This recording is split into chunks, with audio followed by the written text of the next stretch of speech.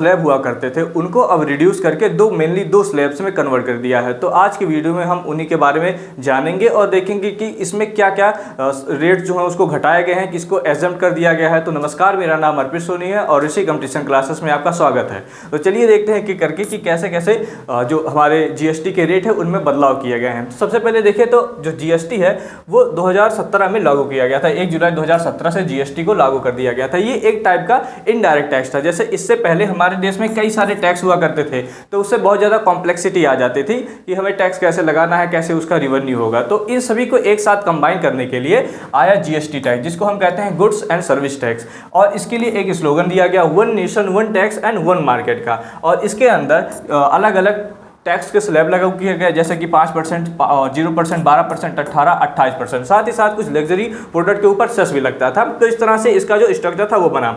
और इसमें क्योंकि बहुत ज़्यादा लगभग 5-6 आप देख सकते हैं टैक्स के स्लैब थे, तो उस वजह से कॉम्प्लेक्सिटी बढ़ रही थी। पहले की तुलना में तो कम हुई थी, लेकिन उसके बाद भी कॉम्प्लेक्सिटी बढ़ रही थी। साथ ही साथ हमारे यहाँ के जो आम नागरिक है उनके लिए इस टैक्स को समझना बहुत ही ज़्यादा कठिन हो रहा था। और इसके ऊपर कई सारे हम कह सकते हैं कि डिबेट्स भी हुए थे और कई सारी इसमें प्रॉब्लम्स भी आ रही थी। तो इसलिए गवर्नमेंट ने स्ट्रक्चर को थोड़ा इजी किया है ताकि हम लोग को समझ में आए। अगर हम जीएसटी की बात करें तो जीएसटी को गुड्स एंड सर्विस टैक्स के नाम से जानते हैं और इसे प्रेसिडेंट के एक आदेश पे आर्टिकल 279A के तहत जीएसटी काउंसिल का गठन किया जाता है। मतलब कि जो हमारे इसको बनाया गया, जो हमारे संविधान में इसके बारे में लिखा गया, उसके बाद जो इम्प्लीमेंट किया गया था और उसमें यह कहा गया था कि जो प्रेसिडेंट होते हैं वो अपने एक आदेश के द्वारा आर्टिकल 279A के तहत जीएसटी काउंसिल की मीटिंग बुला सकते हैं, बैठा सकते हैं। तो अब तक लगभग इसकी 55 या 56 मीटिंग हो चुकी है। तो इसी के अंदर हमारा जो ये नया टैक्स का स्लैब आया, नया जो हमारा बन रहा है सब कुछ, तो इसी के अंदर किया जा रहा है।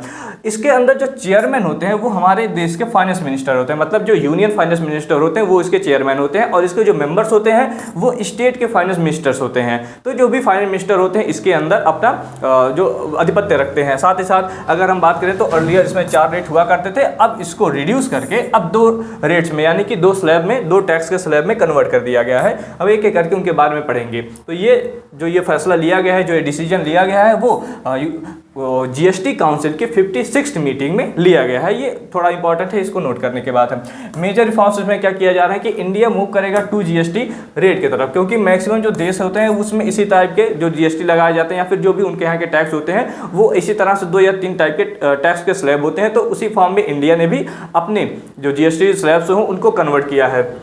इसमें कुछ ऐसे चीज़ें हैं जिसको एकदम से 0% टैक्स लगा दिया गया है, जैसे कि एग्जम्पशन किया गया हेल्थ पे, फूड पे और इंश्योरेंस के ऊपर। जो भी इंश्योरेंस की पॉलिसीज होती हैं अब उनके ऊपर कोई टैक्स नहीं लगेगा। 5% टैक्स लगेगा कॉमन यूज गुड्स पे, एग्रीकल्चर पे, टेक्सटाइल पे, और 18% का गुड्स लगेगा स्टैंडर्ड रेट्स के ऊपर, और 40% स्पेशल, ये स्पेशल रेट का गुड्स है जो कि सिन एंड लग्जरी प्रोडक्ट के ऊपर लगेगा। साथ ही साथ टोबैको के प्रोडक्ट पे लगेगा, प्रोडक्ट पे, और जो पान मसाला होते हैं उनके ऊपर, लग्जरी कार्स पे, याच पे और हेलीकॉप्टर्स के ऊपर ये थोड़ा एक्स्ट्रा टैक्स लगेगा, जो कि रेगुलर टैक्स के स्लैब से थोड़ा बाहर है, क्योंकि ये बहुत ही ज़्यादा जो महंगे लग्जरी प्रोडक्ट होते हैं उन्हीं के ऊपर ही लगेगा, आम प्रोडक्ट के ऊपर नहीं लगेगा। और ये सब कुछ 22 सितंबर से एक्टिव हो जाएगा। मतलब ये जो नया टैक्स स्लैब अब लाया गया है जीएसटी काउंसिल के अंदर, ये 22 सितंबर से ऑटोमेटिकली इफेक्ट में आ जाएगा गवर्नमेंट के आदेश के बाद, क्योंकि इसको 22 सितंबर से हो जाएगा। अगर हम इसके की फीचर्स के बारे में पढ़ें तो इसमें क्या क्या चेंजेस हुए हैं, जैसे कि मेनली अब 2 टैक्स स्लैब रह गए हैं, पहला 5% का, दूसरा 18% का। और इसमें जो स्पेशल टैक्स लगाया जा रहा है 40% का, वो टोबैको के प्रोडक्ट पे, पान मसाला पे, लग्जरी कार्स पे, याच पे और प्राइवेट एयरक्राफ्ट के ऊपर ये लगाए गए। और 0% यानी कि हम कहें एग्जम्प्ट जो कर दिया गया है, वो पहला है कि इंडियन ब्रेड्स यानी कि रोटी, पराठा, इन सब के ऊपर, पनीर हो गया, अल्ट्रा हाई टेम्परेचर मिल्क हो गया, इन सब के ऊपर कोई भी टैक्स नहीं लगेगा। और 33 life saving drugs and medicine के ऊपर कोई भी टैक्स नहीं लगेगा। इंडिविजुअल लाइफ और हेल्थ इंश्योरेंस के ऊपर अब कोई टैक्स नहीं लगेगा। और कुछ एग्रीकल्चर प्रोडक्ट इनपुट जैसे कि सीमेंट के ऊपर पहले 28 से अब 18% हो गया, पहले 28% का टैक्स था, अब 18 हो गया। Hair oil, soap, shampoo, toothpaste, ये सब 5% से इनको घटा दिया गया है। और handicraft, leather goods, marble, granite, इनके 5% पे टैक्स लगेंगे। और स्पेक्टिकल्स पे 28 की जगह अब 5% का टैक्स लग रहा है। मेन लग्जरी प्रोडक्ट जैसे कि ड्यूटी इन्वर्जन करेक्टर, इन सब के ऊपर, फाइबर, यार्न्स, इनके ऊपर अब बहुत ज़्यादा टैक्स स्लैब को कम कर दिया गया है, लगभग 5% पे लाके इनको फिक्स कर दिया गया है। फर्टिलाइजर्स इनपुट के ऊपर जैसे एसिड हो गया, अमोनिया हो गया, इनके ऊपर जहाँ पहले 18% लगता था अब 5% लग रहा है। आप कह सकते हैं कि अब एक 5% का, एक 18% का ही जो स्लैब बचा है वही अब सबके ऊपर अप्लाई हो रहा है। और इलेक्ट्रिक व्हीकल्स के ऊपर जो 5% का टैक्स अब इसको ला के रिड्यूस कर दिया गया। पहले ये ज़्यादा था, अब इसको 5% के ऊपर ला के रिड्यूस कर दिया गया है। और इसके बारे में देखिए कि इससे गवर्नमेंट के ऊपर क्या फिजिकल इम्पैक्ट आएगा। तो ऐसा एस्टिमेटेड है कि गवर्नमेंट को इससे लगभग 48,000 करोड़ का घाटा होगा, लगभग 48,000 करोड़ का इससे गवर्नमेंट को लॉस होगा। लेकिन गवर्नमेंट इससे कह रही है कि इससे फायदा ये होगा कि एक बियोंसी इफेक्ट आएगी इकोनॉमिक में, बियोंसी इफेक्ट आता है। इससे होता क्या है कि जब प्रोडक्ट के दाम घटते हैं तो उनका कंजप्शन बढ़ जाता है, तो ये बियोंसी इफेक्ट कहलाता है। तो गवर्नमेंट कह रही है कि बियोंसी इफेक्ट बढ़ने की वजह से जो हमारा घाटा है वो मेकअप हो जाएगा, वो कंप्लीट हो जाएगा, हमको बहुत ज़्यादा घाटा नहीं होगा। लेकिन कुछ ना कुछ तो जरूर सरकार को इससे लॉस होगा। हाँ, इंप्रूव करेगा कंप्लायंस में, जैसे कि फीवर स्लैब रहेगा तो जो सिंपल कॉमन मैन है उनको समझने में आसानी होगा और इससे प्रोडक्शन ज़्यादा बढ़ेगा क्योंकि लोग कंजप्शन ज़्यादा करने लगेंगे।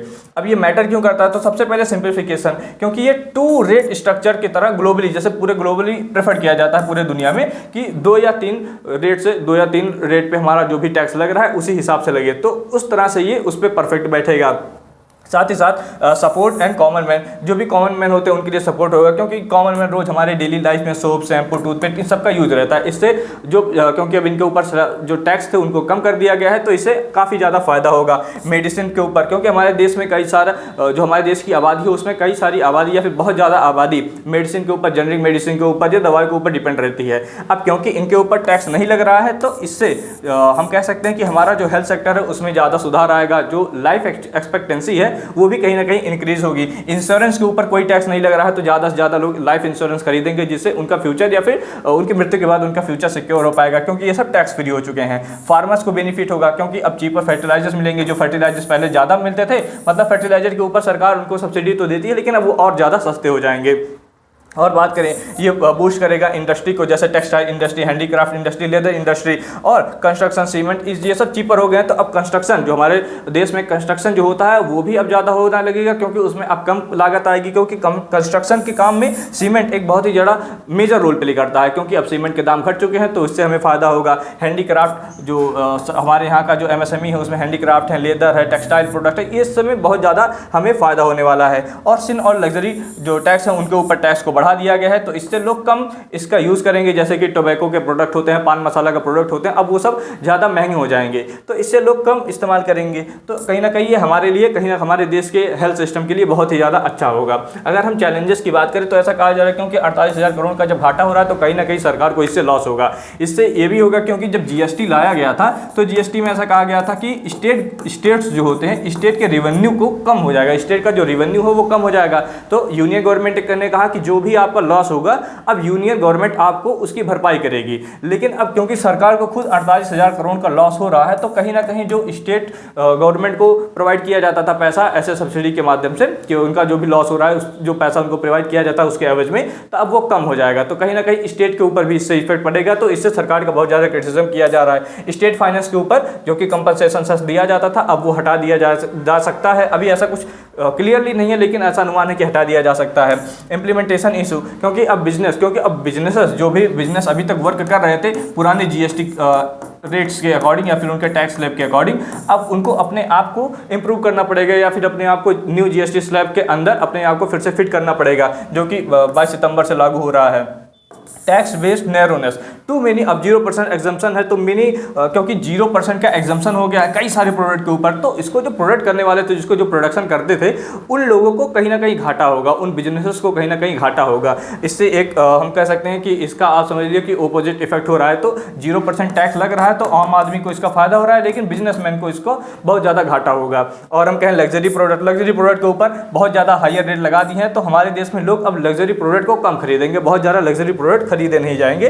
तो ये सारा चीज़ रहा GST काउंसिल के में जो भी बदलाव किए गए हैं। अब जो नए टैक्स स्लैब आए हैं उसमें क्या क्या चेंजेस आए हैं, तो आई थिंक आपको ये सारी चीज़ें समझ में आई होंगी। अगर आपको कोई डाउट है तो आप हमसे कमेंट सेक्शन में पूछिएगा, हम आपको इसका रिप्लाई देंगे। फिर हम आपसे मिलते हैं नेक्स्ट वीडियो में, तब तक के लिए जय हिंद।